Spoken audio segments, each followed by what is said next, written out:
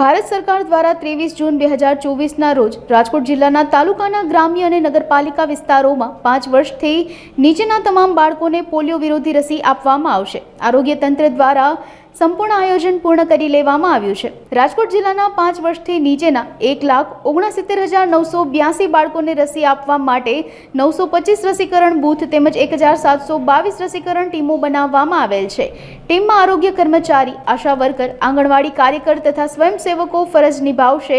186 સુપરવાઇઝરો નીમવામાં આવેલ છે। અંતરિયાળ વિસ્તારમાં, વાડી વિસ્તારમાં કામગીરી કરવા માટે 185 મોબાઈલ ટીમ અને મોટી સંખ્યામાં લોકો એકત્રિત થાય તેવી જગ્યાઓ માટે 46 ટ્રાન્ઝિટ ટીમો બનાવવામાં આવી છે। જી, ખાસ કરીને વાત કરીએ તો નેશનલ ઇમ્યુનાઇઝેશન ડે એટલે કે NID અંતર્ગત સમગ્ર રાષ્ટ્રવ્યાપી જે છે એ પોલિયો અભિયાન છે એના ભાગ સ્વરૂપે આ રવિવારે ગુજરાતમાં તમામ શહેરો અને સમગ્ર જિલ્લાઓમાં છે એ પોલિયો રવિવાર તરીકે ઉજવવાનો છે। આમાં આપણે ખાસ કરીને કેચઅપ કેમ્પેઇન કરતા હોય છે। દરેક બાળક એટલે કે 0 થી 5 વર્ષના દરેક બાળકને પોલિયોના 2 ટીપા દ્વારા પોલિયોની જે મહામારી છે એના સામે સુરક્ષિત કરતા હોઈએ છીએ। આપણે ભારત દેશે છે એ ઘણા સમયથી છે એ પોલિયો મુક્ત ભારતનું જે છે એ સ્ટેટસ છે જાળવી રાખેલું છે। આ સ્ટેટસ ઉપરાંત ઇરેડિકેશન તરફ આપણે આગળ વધવા માટે અને વિશ્વ આરોગ્ય સંસ્થા દ્વારા જે પ્રમાણપત્ર એલિમિનેશનનું મળેલું છે એ જાળવી રાખવા માટે આ અભિયાનના ભાગ સ્વરૂપે જે છે આગામી રવિવારના દિવસે પોલિયો રવિવાર છે એની ઉજવણી કરવામાં આવશે। રાજકોટ શહેરમાં અંદાજિત જે છે 776 જેટલા બૂથ છે એ ઊભા કરવામાં આવશે। આ 776 બૂથમાં 4 સભ્યોની ટીમ, આમ કુલ ગણીને વાત કરીએ તો 3100 જણા જેટલો સ્ટાફ છે એ આમાં જોડાયેલો રહેશે।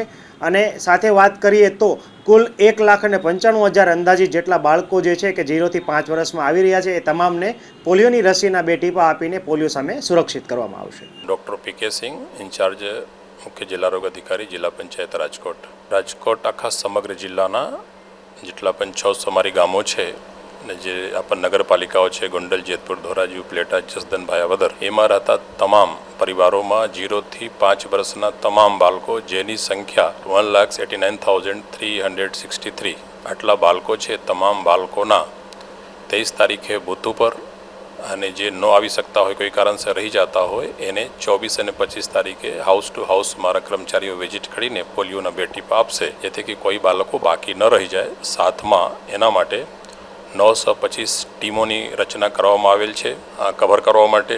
જે ટોટલ ઘરો છે એ મારી 3,79,000 મારા ઘરો છે અને એ 3 દિવસ 23, 24, 25માં સમગ્ર જિલ્લા કવર કરવાની છે।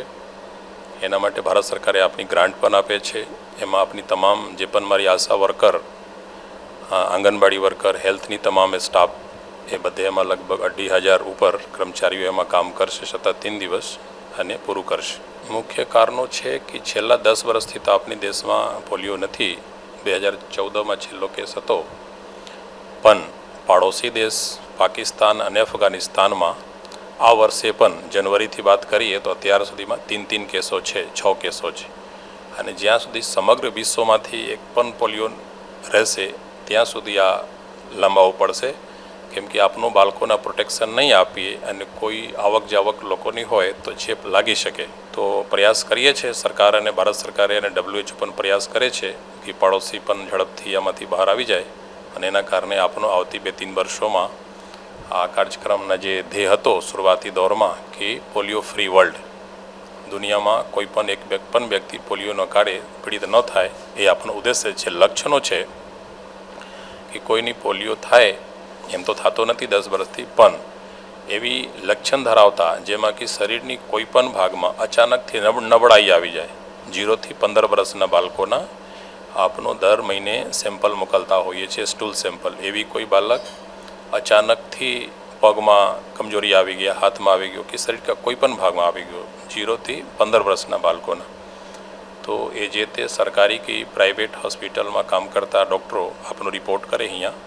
અને WHOના પણ આમાં સાથ સહકાર મળે છે। એના સ્ટૂલ અહીંયાથી અમદાવાદ મોકલવામાં આવે છે અને ત્યાંથી આગળ ટેસ્ટિંગ માટે જાય છે સેમ્પલ, અને જે રિપોર્ટ આવે એ સ્ક્રીનિંગ કરતા હોઈએ કે ભાઈ ખરેખર પોલિયો તો નથી, પોલિયો જેવા લક્ષણો છે પણ પોલિયો તો નથી, પણ એવા કોઈ કેસ આપણો પાસે રિપોર્ટ પોઝિટિવ આવેલ નથી, પણ આ સ્ક્રીનિંગ આપની ચાલુ છે, એ બી ચાલુ રહેશે। અવેરનેસ માટે ઓલરેડી સોશિયલ મીડિયા દ્વારા પણ આપનો અલગ અલગ ગ્રુપોમાં મોકલીએ છીએ।